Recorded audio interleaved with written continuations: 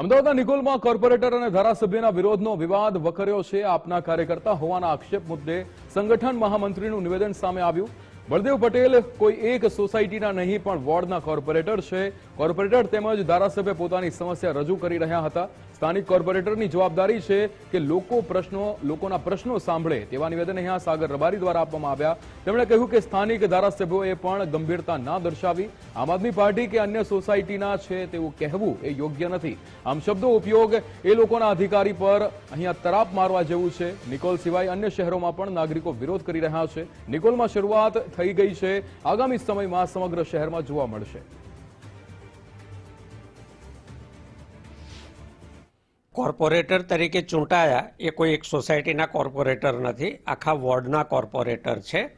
તો સોસાયટી આ હોય કે બીજી હોય, મૂળે તો એ નિકોલ વોર્ડના નાગરિકો જ હશે. તો એમના પ્રશ્નો સાંભળવા એ ચૂંટાયેલા પ્રતિનિધિની જવાબદારી છે. સાથે ધારાસભ્ય હતા તો એમણે વધારે ગંભીરતા પીઢતા બતાવવાની જરૂર હતી. એને બદલે જનતાના સવાલો સાંભળી એનો યોગ્ય નિકાલ કરવાને બદલે એ આમ આદમી પાર્ટીના હતા, બીજી સોસાયટીના હતા એવું કહેવું એ તો લોકોના અધિકાર પર તરાપ મારવા સમાન છે. ચૂંટાયેલો પ્રતિનિધિ ક્યારેય એવું ન કહી શકે. એની નૈતિક જવાબદારી છે કે એ જે તે વિસ્તારના પ્રશ્નોનો ઉકેલ લાવે.